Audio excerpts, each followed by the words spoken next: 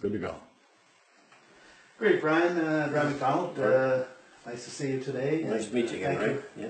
Thank you for coming by. We had a chance to meet before, a couple of weeks ago now, I think. You're right, yes. And here we are, April 10th, in your place in Victoria Mines. And we're sitting down having a chat about something that took place a long time ago. A long time ago. Yeah.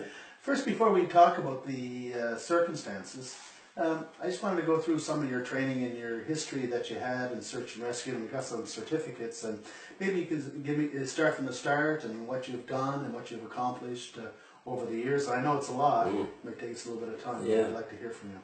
Okay, when I joined Search and Rescue, it was in the year 1979. It was around December, anywhere to the 7th or the 8th in that year. The following year, our club designed a training that must be taken in order to become a full qualified searcher, and that was called probationary searcher. After you took probationary searcher, you could become a team captain, and from a team captain you would work as you stayed in the club and stayed involved. You would go through all your different trainings. You learn radio operations. You would learn logistics. You would learn to be assistant search manager and managers and just basically the same stuff. And that was all part of the procedure, which everybody pretty well had to go through. Only if you wanted to proceed to those, it wasn't a forced thing on you. It was a volunteer thing, depending on how much you wanted to be involved in the club. And after I completed all those, but while I was completing those, I also became an instructor for the Department of Natural Resources teaching hunter education program. What year was that? That was in 1980. I started. I did an examination with them, and we taught hunter education for many, many years. And then the Department of Justice came out with the program called the FAC.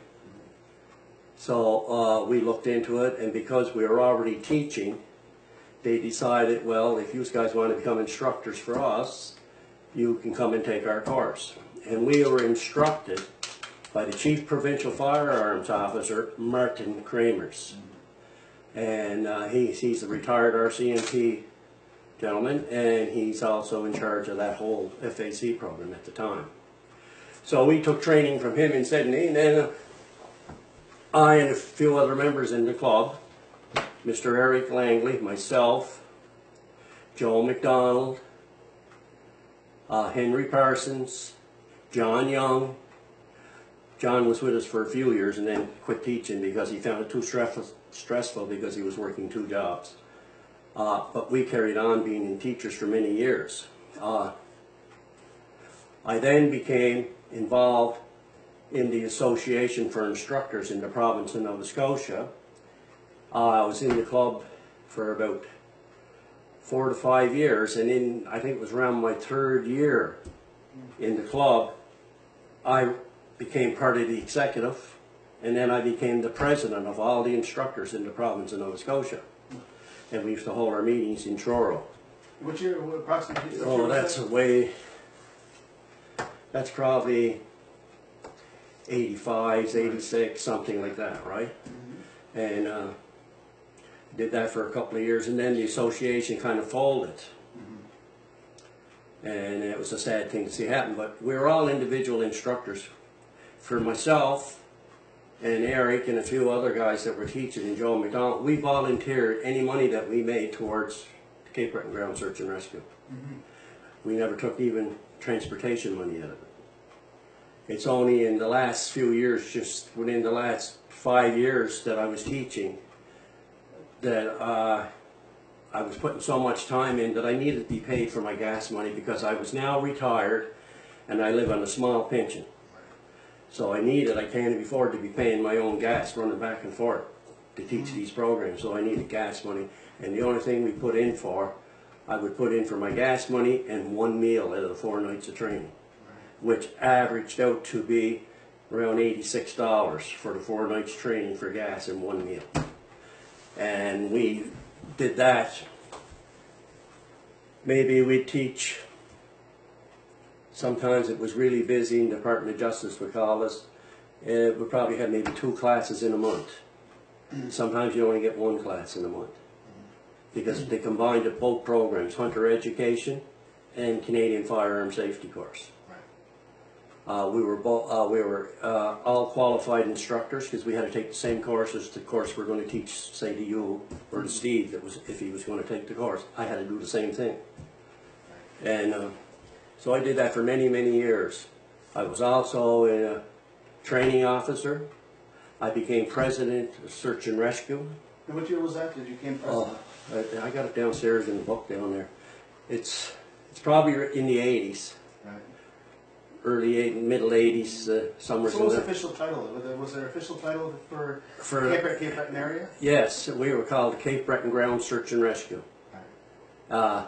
We also had a satellite team at that time in Lewisburg. And Mr. Langley was a very learned person. He developed the standards for all ground search and rescue teams. And he worked through emergency measures. We are affiliated with the emergency measure. We were tasked by RCMP, municipal police at that time. Now it's all regional police. We worked even with Parks Canada when they needed us. And over the years, because in the beginning the police weren't sure how we operated and how things were, we had to prove to them. And the only way we could prove to them is by meeting with their authority people in those jobs, like their police chiefs or their inspectors for the RCMP. We arranged meetings that we should have any of their officers that's going to come out on the search come out, and we'll put them through the program so they see how we operate, so we'll both be on the same grounds. We did that, and that worked out great. And from that point on, we had a great rapport with any police. Was that still in the 80s? Or yeah, that's the 80s and onward. Like, even when there was new people, like older people that was trained, who were retiring from the police, the new person that would step in would come and take the training and work with the search teams, so they'd know the procedure. And usually them guys were the guys that were called out, even if it was a day off, they weren't working, they would be called in to come and go out on that search, because they had fully understanding how the teams are working. And there was no problem. Right. So that's basically how we run the organization. We were just tasked by the police department agencies. And so in the training sessions, what kind of things would you be training? Eric Langley was one that was the main trainers. Main trainer. He's now unfortunately deceased. Deceased, yeah. Well, he would take you out. We'd learn you, first of all, you take a map and compass course. You had to learn to be a good map and compass person. Then we would teach survival. I trained under Eric. I became an instructor in our club with him. I became a training officer in our club. We taught survival courses to the general public. We take them in the woods for a weekend, and a true survival. Like, some people would come and, they had sleeping bags and stuff like that. We'd say, no, you can't take that. This is a survival. If something happened in the woods, you got to know how to look after yourself. So they would win. We'd get them to make their own lean-tos, and they were allowed to have a piece of plastic. They could take candy or bars, whatever they wanted, in their own pocket, or whatever they wanted to cook for themselves. They had to make their own fire, cut their own wood. And then some of those things I already filmed on my VCR camera. I did that over the years, which I gave the tapes to Eric. And every time we won a course. We had lots of first aid training. Just lately, in the last, the last 7-8 years, there was a new training course come out for wood survival. And a lot of the members has received that training. It's a different style of training for dealing with people that's lost in the woods, and if they were hurt, and it's a difference than the regular first aid. So all these guys, and then you will be trained to wear the proper clothing. You would learn all that. We'd have all that part in the survivability program. We really stressed that even with people who's on medication. Make sure you have your medication with you, especially if you're a diabetic. We stress that in the training programs. But anybody that was on a heavy narcotic, we always advise them that you cannot be a leader at that time. You cannot drive a vehicle because you can be in charge for intoxication, depending on how strong the medication, even if it's doctor prescribed. So we stressed all that, and I was the one that was teaching that part. So I used jelly beans as if they were pills, and I had a little needle, a syringe to show them, like, these things are great if you're home, but they're no good if you're out and you're trying to help other people, because then you become a hazard to us also, right? So all this training was a real sensible training that we all went through, and good people. We had good people over the years, good people that's in the club. The older members are the pioneers. They made search and rescue. Right. Some of the names you mentioned earlier. Yes. In terms of the club itself, was there a date that it actually started? Our club started actually back in 1969. Okay. And the club was formed by a gentleman who is now deceased, was William Antle. He got lost in the highlands of Cape Breton. He was lost for 5 days. They found him on the 5th morning. The helicopter spotted him. Heavy snow down. He was on a hunting trip. He lost some toes on both feet. Because of that, himself and another gentleman from the Waterford, Mr. McCanna, developed a program to start teaching people how to read a compass and to know how to use a compass the proper way. And from that, they started.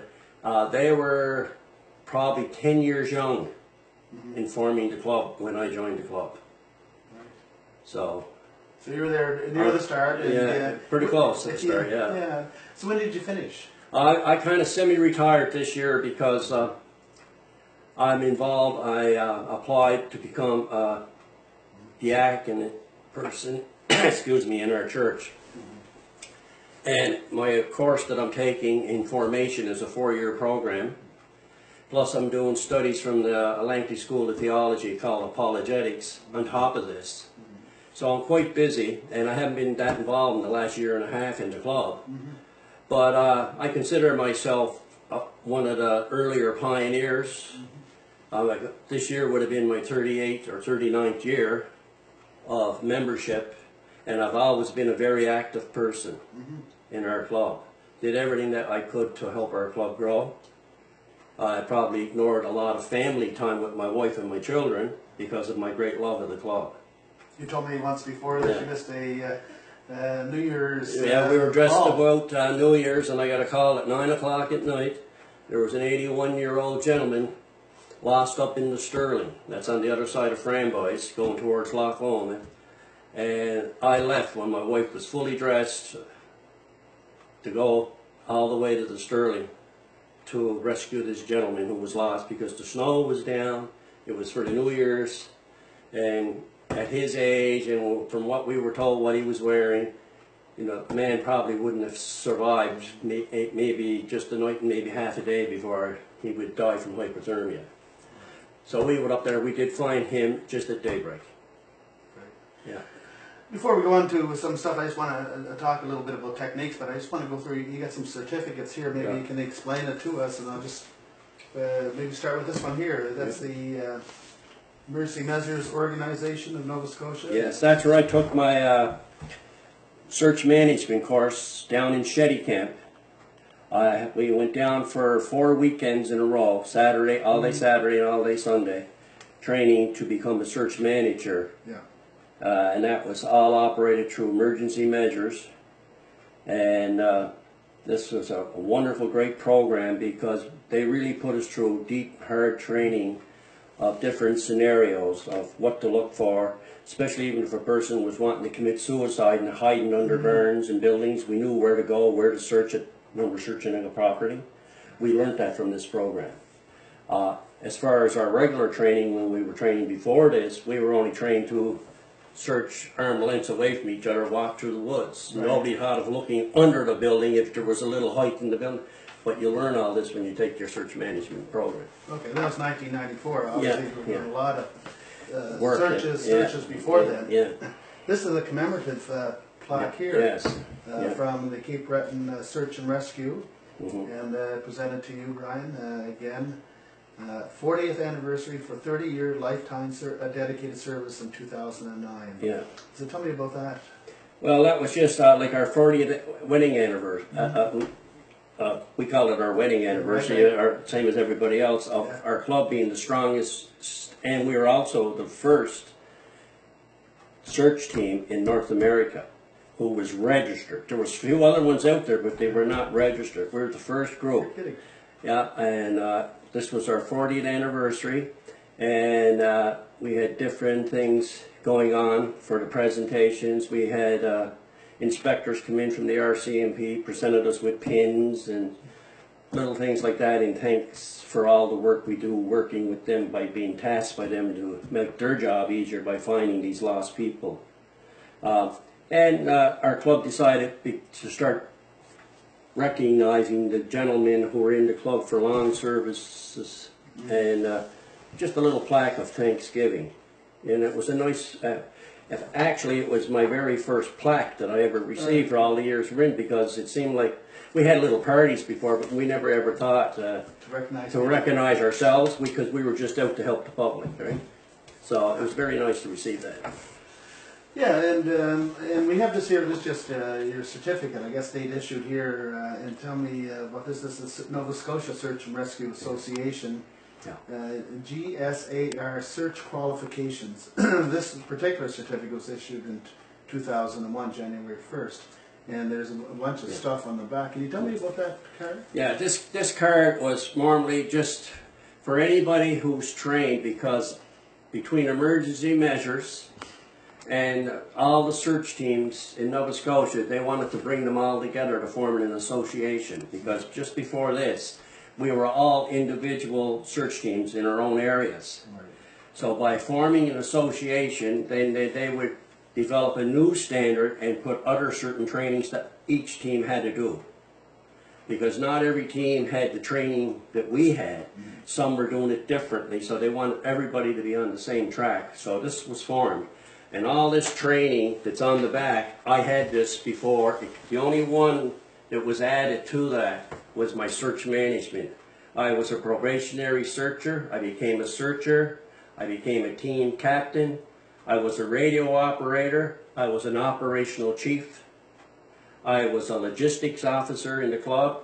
And now, the last and final, I became a search manager. This certificate means I can go anywhere in Canada and operate a search with the different police agencies who will require assistance. I can go in and take over the search and work with the police department, because I'm a qualified search manager.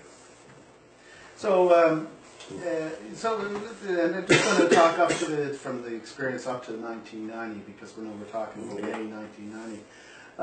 And, you know, by that time, how many searches, do you have any idea how many searches you would have been involved in over that span of time? Oh.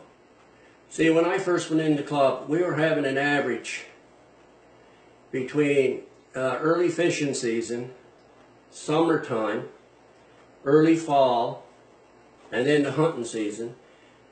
The fishing season wasn't too bad, but the hunting season, it seemed like we had people lost every second or third day. Okay? Yeah. Some of the people weren't truly lost. Some of the guys would stay in the woods and tell their buddies, if I'm not back, you know, get help here. Well, we found out through a couple of searches that we dealt with, they only wanted the search team there to help them drag their deers out of the woods. They were back that far. No, that's not our job. We're here to take you out of the woods, because we figured you're lost. But we dealt with those situations too. And all clubs deal with different things like that in their lifetime. And no, it's, we had an average, I'd say we had sometimes an average maybe in a week. I seen me going out on 6 searches in 5 nights during the hunting season. And that's very stressful for you. Be a lot of writing, a lot of traveling in the woods. People don't understand, you know, what's involved when a man is called. And I always have to have a lunch ready and have to have my clothes ready at all times, because I was so faithful to our club to be out on the search. Over the years, I also got training by Mr. Langley. I became a search coordinator in the van, like an operations chief. That's what would be classified as, operating and running the search. I did that for a couple of years in training, and that was all involved. Besides all the searching I was doing, in between the searching, I was out teaching these programs that I mentioned earlier. The Hunter Education, the Canadian Firearm Safety course, Teach and Survival courses. So I devoted a good part of my life to this club. Just in terms of the people that are working in the club, working on searches with you, are they all trained? Everybody is trained. And that's the law under the new association. Although each club, before they started, had their own bit of training. So they kind of tried to standardize themselves by saying, okay, we need to have people know how to operate a radio the right way and how to respond. So we said, well, in the training with radio operations, we can't be saying, yes, Joe, we found Mary Jane. This is an example. We found her deceased. We can't use that on the radio because too many people have these sets that they can listen to everything that's going on. So we had to develop a code. We come up with a card with a code. So we'd say if we were searching for Mary Jane and we did find her deceased, we would just call it, say if it was my team that found her, I would call the search band and I'd say this is, my team is Team 2, Team 2 to base. Lost party has been recovered and it's a 39 or a 40. What if 39 means she's alive, but she needs to be taken and need help right away. 40 means she's deceased. Well, nobody knew our code, and we had. So this is why they wanted to form this and get this across the whole province. Right. And you know, in terms of the techniques of searching too, I assume that you have techniques in terms of how to search. If you have somebody that's lost in the woods, maybe tell me a little bit about the techniques that you use. Well, the techniques we use, and we always used only compasses up until about 8 years ago, and then we start using GPS systems, and we start using computers. It's wonderful. Technology is a wonderful thing, but I've been called in on a search when I could be available, and I went, and it was a good thing that I was there, because we were operating with all GPS and computers, and there was a bad glitch in the weather that night. They lost control of their computer in the van. The GPSs weren't working right through the satellites. I was there, and the young people who were new didn't have the actual training of how to record a search the right way before we brought in this. So I went in and I assisted the person that was involved in that search, and I showed them how you take the acetate and put it over the topographical map and take your colored pencils and draw that and mark it and take your compass reading and give them to each team captain their bearings that they had to go on. Because this, when you're doing this all on computer, it's just automatically recorded. You just say Team 1 and then it's already marked in, and then Team 1 it shows the bearing where he's going, and Team 2 where the bearing's going. But when you lose all that, a person's got to take the compass and go to the original map again and got to learn how to do that. And they were used to just using the GPS by their numbers, right? So it's a good thing to have it. It's a wonderful thing, but when it breaks down, people should be still trained the old way to know how to do it, because you need to still keep a record of that, right? So if you're going in a particular area, how do you work? Do you work with maps? You talked about topographical maps for the area. It takes 21 maps to cover Cape Breton Island. Right. The last 2 maps there's only a little piece of land in each one. Most of them are Atlantic Ocean. Right. On the last 2, so like I say, 21 maps, and all our guys are trained, and our ladies who are members of our club are trained to carry at least 4 maps of the area that we're going into, because some intertwine with the other. Right. So you have to have the maps that are adjoining maps, because you can go into an area in the Sterling, and where the search might start, you might only walk 100 feet, now you're onto a different map. You know, so you have to have that map, so everybody carries them in a plastic Ziploc bag, so they have them so they can go and use that and carry on to follow their search, right? On their bearings. Yeah, there's a procedure, and usually the procedure is we're told, like, if an area is only 1.5 miles long, we're told to stay on that compass bearing for that 1.5 miles. Right. Then we get out to the other road on the other side. We take about a 10-minute break. We all move down 1/4 mile away from each other, and we come back on that back bearing all the way back out to the road where our cordon van is at and the police cars are at. So in that, by so many teams are apart, and there's might be some now, as they could be, depending how many searchers show up and how many volunteers are signed in to assist. You could have maybe as high as 7, 8, 9 people on a team. Sometimes you might only have 2 or 3 people in a team, depending on who comes and who's involved. So in that period of time, if you have a great number on each team, you're covering more ground. And they're all an arm length away from each other, and everybody's pretty well walking kind of straight line through the woods, so there's no way you can miss anything. And it's just a matter of the last line moves to the front line when you swing around to come back on the other side. It just depends, and then it depends on the terrain you're in. Sometimes you can go into an area where you have to stop at one particular spot. There's just no way you can get through it because of windfalls. So that would be called back to the van. Then they would be given a back bearing, doing an offset from that spot. The coordinator in the van would give them a new back bearing to offset and come back and do a back bearing search on the way back because they can't get it in through any further. But then we would have a team on the other side come from that side on that bearing back to where they stop or they can't. So the only thing that's probably left unsearched might be 10 feet where they can't just crawl through, but you can still see. You know, you'd see if it was a person laying there or anything, right? Exactly. Yeah, so it's a good solid training. Right. Go back to May of 1990, and you were called in for a particular search. I'm referring to the Clayton Miller search, of course. Yes. And tell me about how you got called in and what was the lead up to that? Well, actually, it wasn't a call in at the beginning. Mr. Langley, who is in the club, he was my mentor in the club. He called me on the phone, and he said, I received a phone call from the Chief of Police of New Waterford, Chief Crowe. He said, I have to go meet with him.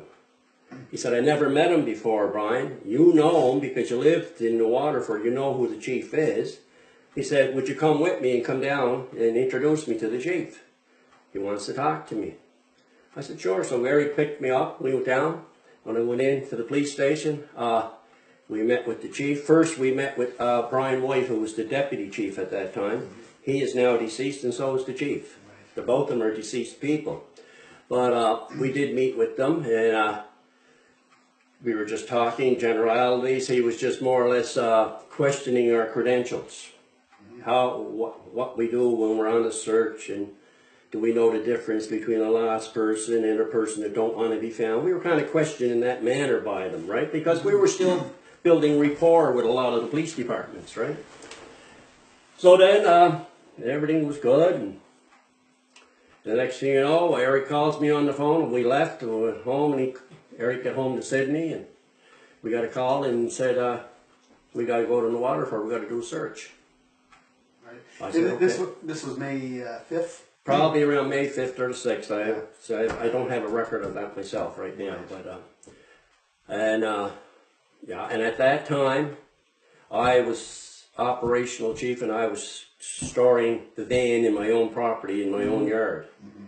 At that time, different times I would keep it out in the Waterford area in New Victoria where I lived, and so most of the searchers, if the whole team is called in, we usually drive and we meet. Everybody meets at the new mall, the Mayflower Mall. We park there, and the van is usually there, or the bus is there to take them to the search area. But in a case where there's only a few called in, which is called a hasty search, it might be 6 guys called in, it could be 10 guys, it could be 12, depending on the necessity of, and depending on the area that we're searching, would certainly facilitate the number of people you might require for that search. So we went there. We did have, I think we had roughly around 12 or 15 people came. Right. So you met at the Mayflower Mall? No, well, I went over to pick up a couple of people, because a lot of people were working, and we come back, we went out to New Waterford. I met Eric at there, he got in the van with me, he came out to Waterford with us. We met, and then there was a few people belonging to our club who lived in New Waterford, who received a phone call, because we called, phone call from our operating list, for people that's the closest in the area, if they're home, could they come, right? So we did have other people come and set up a search. We set up a search there, right behind where the home hardware store is at. Right. Coming down into the Waterford off Ellsworth Avenue. You know the name of the street? It's Ellsworth Avenue, the main street. Right. But there's Current Street and I think there's Ripley Street. There are two little side lanes, it's there. When we first went down there, I parked the van on 2nd Street. Right by, there's a hairdressing shop there now. It's right on the corner of Ellsworth and 2nd Street. We did some there, we did some planning there, and we told the teams what we wanted them to do. So then we were kind of blocking the corner, so I decided I backed up, turned around, and we went up Ellsworth Avenue, and I'm not sure if it was the first road I went in was Current Street I was on, or it was Ripley Street at the time. They're two dead-end streets. They just go in, they're dead end. You got to turn around back in somebody's driveway to drive. It's not even a cul-de-sac on either one of them. So that's where we left the van for when we were doing the search, and we were asked just to walk up on both sides of the brook, make a hasty search. Our teams, guys were there, were told what they were asked to do. They went up, they followed the brook all the way up past where 12, it goes up through 12 Colliery from 2nd Street. It swings around down past, comes up below Park Street, which comes down again off of First Street. And it comes down off of Wilson Avenue. It's the bottom end of Wilson Avenue that's called Park Street, which we used to call at that time. It never had the name Park Street. We used to call it down the dam. That's where we just had, that was the name in each area at that time, that was called the dam. So, and that was the little pond I told you when we used to go swimming when we were kids down there, that little pond. We used to swim there on May 24th. But we had a team search all the way right up to the pond and around the pond on both sides. And so how would that go? How would they do it? It's a small arm length. That's arm length from each other. And say it might be us three on the team on this side of the brook, and there might be 3 or 4 on that side. Right. Well, you go just touch shoulders to each other, and we just walk side by side and just walk. We're all walking on the same bearing and looking. And you do that as you go all the way up the brook, and then we told where you stop, and then you turn around and you come all the way back down on your back bearing, because we were asked to close search to the brook. So we didn't have to step aside to make the offset to come back, because it was so open there. It was an open field. You could see if there was somebody there. So and then just before the search was over, I mentioned to 2 or 3 of the team members that were on one team, I said, before we call the search off, we should have a team go out across Ellsworth Avenue and search the bottom end of the brook. There's a little bit more alders and stuff there. So on both sides of the brook. So there was 4 guys went. They formed 2-man team. And they went down and they searched from Ellsworth Avenue on the low side of 2nd Street across from Ellsworth Avenue. They followed the brook all the way down until they come to the next brook blockade that was there, like a little bridging thing there. And then on the opposite side, that was all clear going down to other people's houses, so you would see if anybody was there. So even the lower side was searched. So we were probably there 3.5 to 4 hours from the time we got there until we left. It was probably around a little bit starting to get dark when the search was over for us. Right. So what time you arrived there? What time of day? Oh, I'd say probably 4:30, something like that. Maybe 20 to 5. We got there, something like that. And the weather conditions? Weather condition was kind of like a day like it is right here, right now. Kind of sunny, wasn't a real overcast, a little cloudy sky, but no, it was reasonable weather. In the foliage on the trees? Oh, no, there was just, well, summertime, you know, summertime, like spring coming and pussy willows growing and stuff like that along here and there in the odd tree and stuff like that. But no, it was all good weather, good walking, you know. Of course, of interest would be the brook itself. Yes. You know, make sure that somebody's not in the brook. Right. Would that be the instructions as well to your searchers? Oh, well, the brook was not that wide. If somebody, let's just say if there was an animal or a person laying in the brook, you would see them in the brook 25 feet before you would even get to them, because the brook was not that deep. There was 2 little puddle holes in it that probably made a rain 2.5 to 3 feet deep. But if there was even an animal in it and it was deceased, it would be floating. You would see it, because it wouldn't stay down in that shallow of the water. It would drift to the shore side, right? No, our guys were quite qualified in searching and finding things and identifying things. And if we did do that, it would be roped off, and the police would have been called immediately to have an officer come down to protect the area, because we always protected the area of the search where we find a deceased person. And we cordon off probably around 40 feet each way around where the deceased person is found. And we tell the rest of the team member that found it, the only one that's allowed to do the work is the team captain. He goes and he marks it off, and he makes sure that his team, the rest of the team, guard the area, that don't allow anybody else, in case there's just people that's not belonging to the search come into the area. They watch for anybody who comes in to that area to keep them away until the police come in. It goes without saying, but just to confirm, there was no body found in that. We did not see nothing. There was nothing there. And the next thing I know, when the search was over, it was in a day or a day and a half, it was in the paper that, I don't know, I can't say for sure if it was the police that said they found the body at the brook, but young Miller's body was found at the brook. And I said, I find that awful funny. I said to my wife, because how could he be there? We had a team there that searched. We didn't find nobody. And that's all I know. That's all I can say, Ray. In terms of coming forward, before we look at the maps, I just want to look at them. And of course, we don't have the maps that you would have been working off of, but these are aerial maps that can give you a view of the area in terms of locations of stuff, monuments, etc.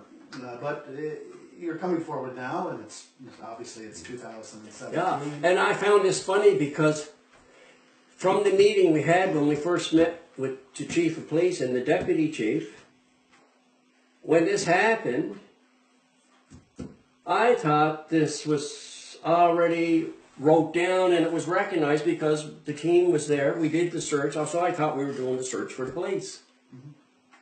I found it, I was upset because there's no way they were making us look like, hey, we're lying. Like, we just did a search there and there's nobody, and all of a sudden the police officers who found it walks up, just gets out of their police car and, oh, behold, there's the body laying there. No, that don't happen like that. But I can't judge anybody. There's mistakes can be made by everybody. But to my knowledge, from us being there searching, nothing was found. Right. And so as far as you were concerned... And it was common knowledge that this was already recorded, and that's why I never ever came forward before. Right. But nobody ever questioned me. Like, I thought that was standard. It was in there. The police knew because we met with the chief and the deputy chief. And so it just came to light recently that... Yeah, it came to life. They said that they don't think even search and rescue was there. But we were there. I want to look at a couple of aerial maps, and if any of these may take a few moments, there's triplets. We're going to leave one of each of them with you, so because if that's okay, because you know I don't want to have you look at something and identify something without you having a copy of it. And I think we have a third one there. Yeah, they're the three, but I want to use those for now. And and we have a red marker, Steve, or something like that. And I'm just going to move your stuff out of the way and put it back in my wallet. Yeah, before you forget. Yeah. Thank you. So I'm just going to write on the back for... Here, I got a black one here too. Yeah, that's all right. I got you. That's a good one, don't it? Good dark mark. Okay, I'll just say meeting with Bryan McDonald on April 10, 2017, present Ray Wagner and Steve McNenley. I always want to say nearly, but you won't let me say that. No. And okay, and then and I'll just put your name here too, and I just ask you to sign the back of it, just so that we can know that we're happy with everything there. And I'll just I'll put 2 of 3, so we don't have to write all that, and then 3 of 3.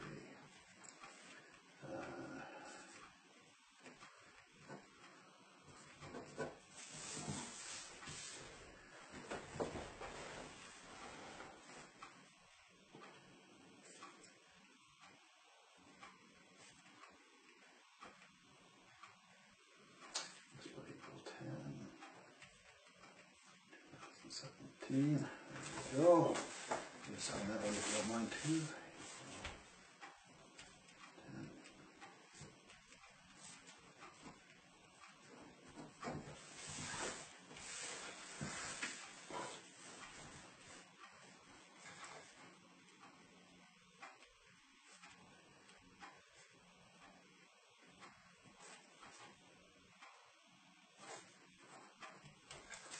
There we go. And I'll get you to sign those later, Steve. So this is 2 of 2, so we'll call this 2, and just put a 2 in the corner there so we know what ones we're talking about. Great, and this is number... This is 3 of 3. 3 of 3, so that's 1 of 3.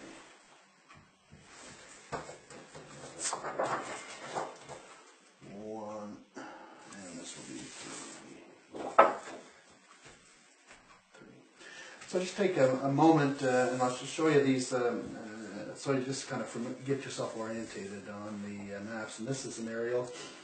I think there's the culvert and the pond that you'll see right up here.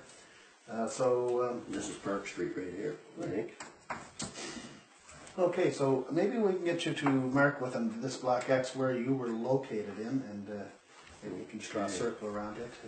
Okay, this here would be Park Street. So this is Wilson Avenue. The next one over would be Plummer Avenue.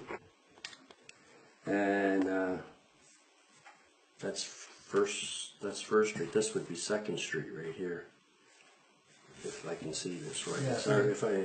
Get your orientation there, if you will, whatever's... Yeah. See, it would be better if we had more. See, we got too much of the woods up here, which got no bearing to us. Where if you had to take the picture back this way, give you a better insight of it. Steve, you know the numbers there? Or, you got your orientation on? Okay, this is coming down from New Victoria. Right. This is what they call 12 hill corners, where the 12 mine site was at.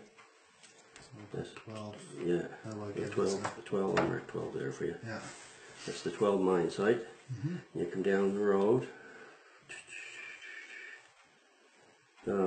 This here one could be the way this is looking because it's such a large area taken.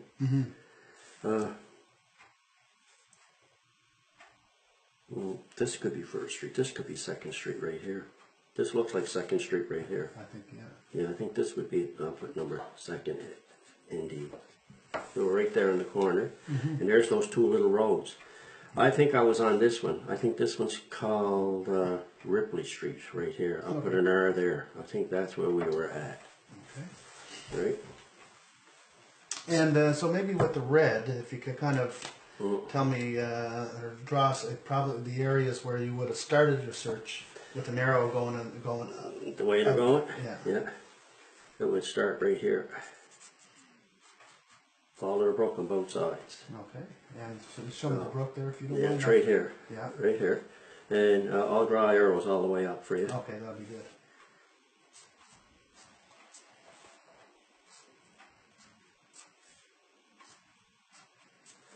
And right here, there's a bridge that goes across the brook here. Mm-hmm. We used to just call it the Brook Bridge. That was our shortcut when we used to go.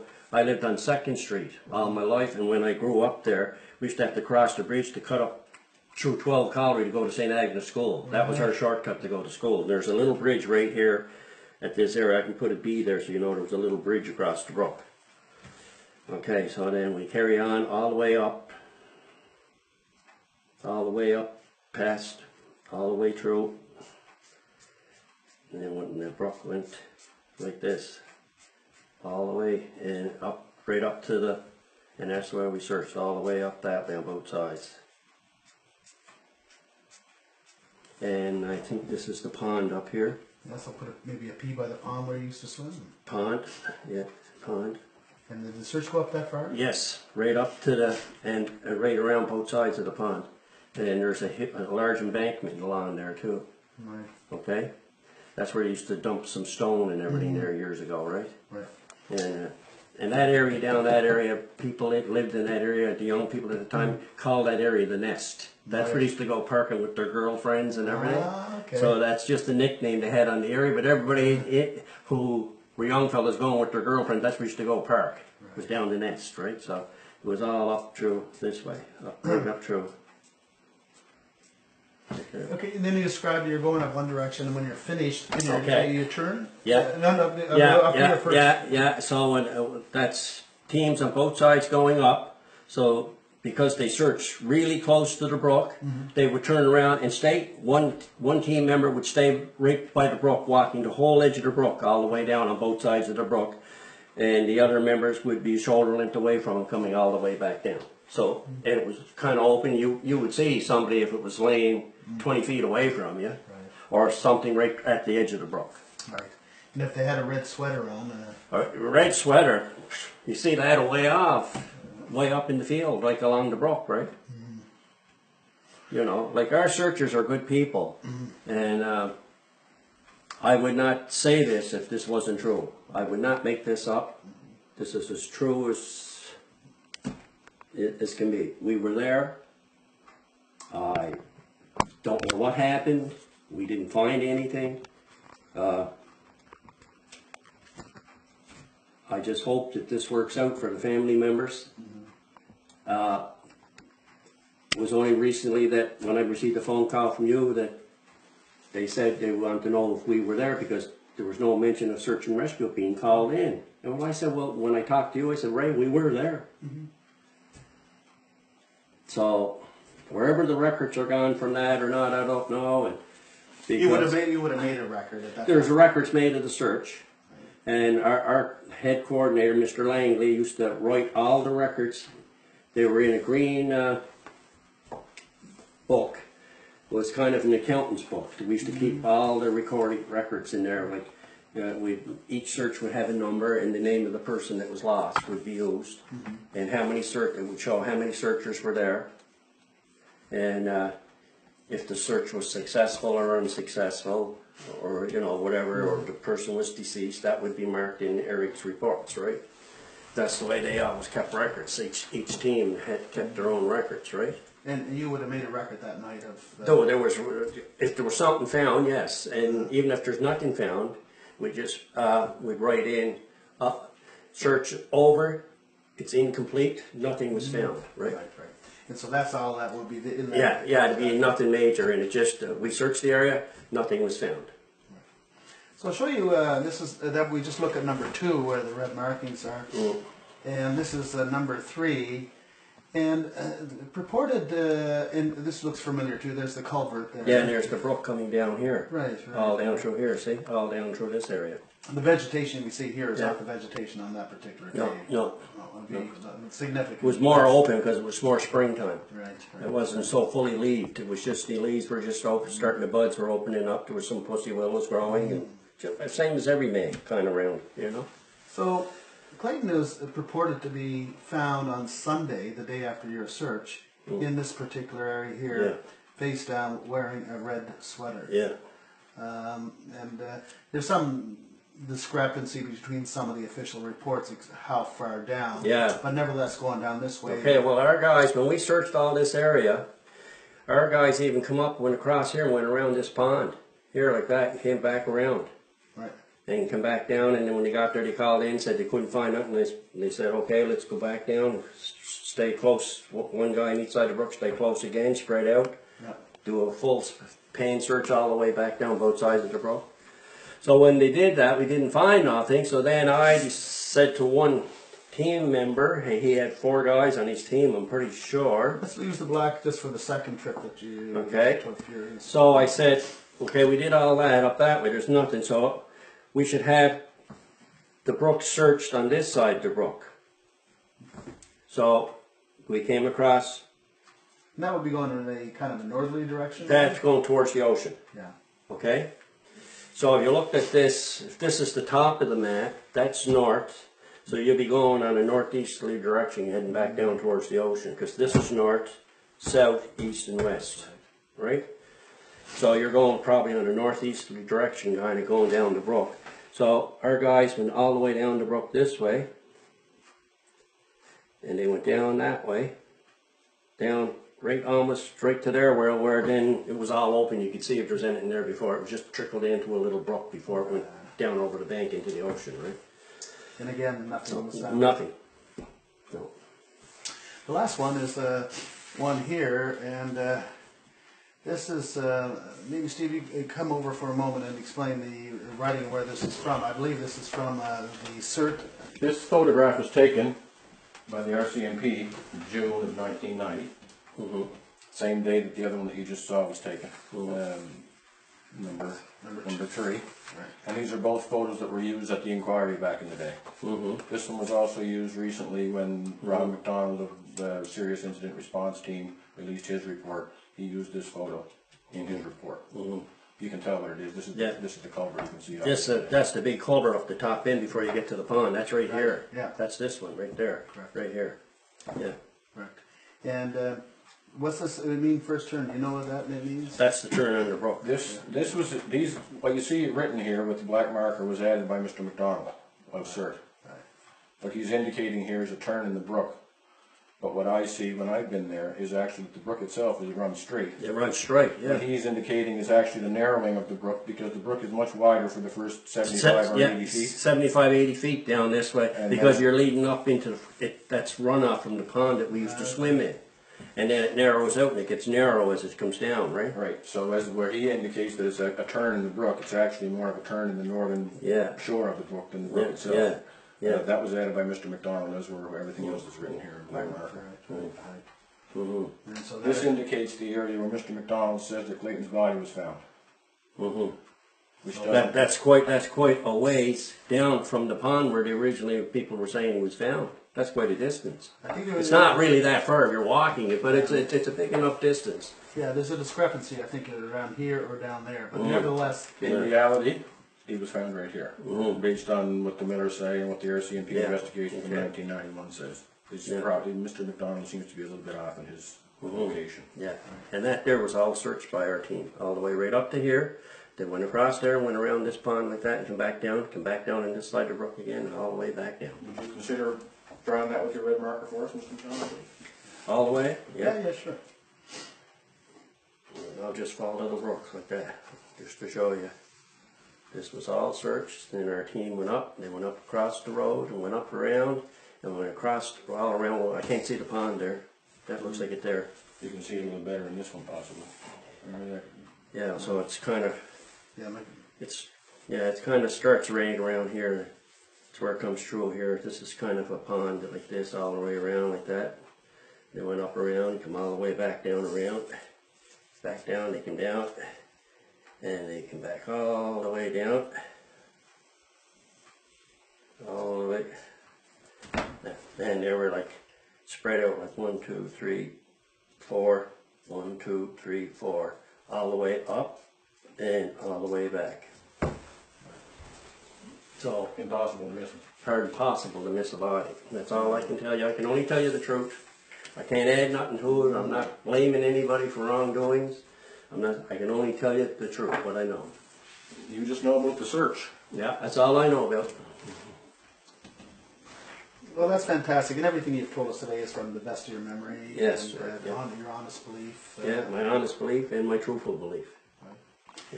You retired what year?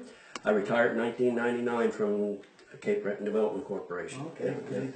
Yeah. Great. And then now you're working with the church. Well, I'm taking training with my church. I'm in a 4-year formation program to become a deacon in the Catholic Church in the Diocese of Antigonish. Oh, very good. Congratulations. Yeah.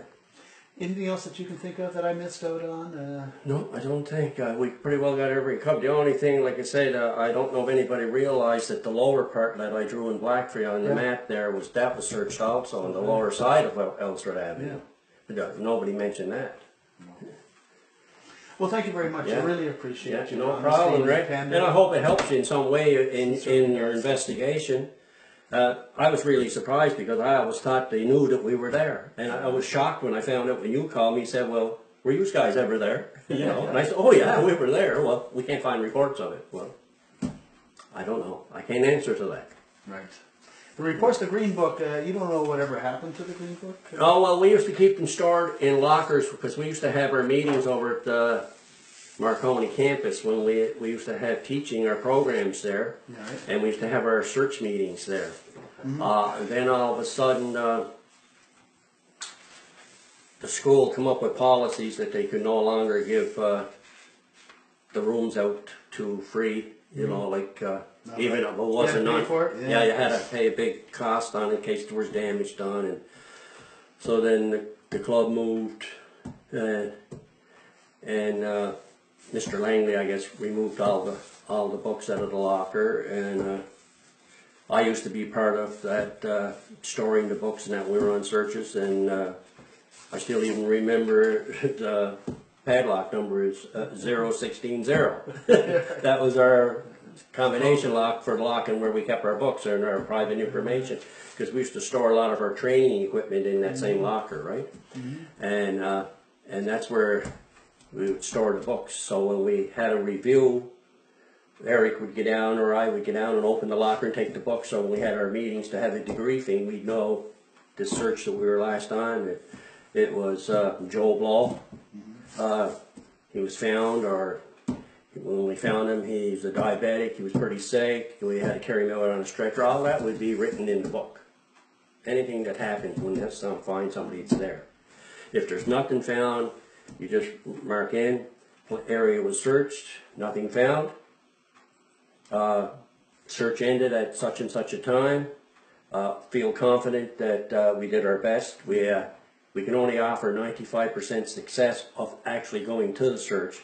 We don't guarantee people will find them, but usually within that 95% of our working there, if there's anything there, we usually find it. Because if we find it, we ask, what type of gum did they chew? Or what type of cigarettes did they smoke? Did they smoke cigars? What type of medication did they take? Are they wearing rubber boots? Are they wearing what color sneakers? What color clothing? That's all recorded. That's in, and then we find out where the last known position of that person was at before we start our search. Were you given any information on that for this particular search? No, we're just asked, well, when we got there, Eric just said we got to put teams in and we got to search both sides of the brook. Right. That's all I was told. Now, I don't know what other conversation he had with the chief police, Eric, but I can't answer to that because I know he was talking to him after I went out in the van, and I introduced them, and they had quite a lengthy conversation by themselves too, him and the chief of police. Right. Whatever was said, I can't answer to that. I can only tell you what I heard when I was there. They were more or less questioning our credentials on how we did searches. Right. Very good. Well, Steve, do you have any questions? No, I don't think so. I think we've pretty much covered everything. Well, I know you haven't. Yeah, you got a dashboard. So yeah. I'm just take a. That's fine, Steve, and I'm just going to. There's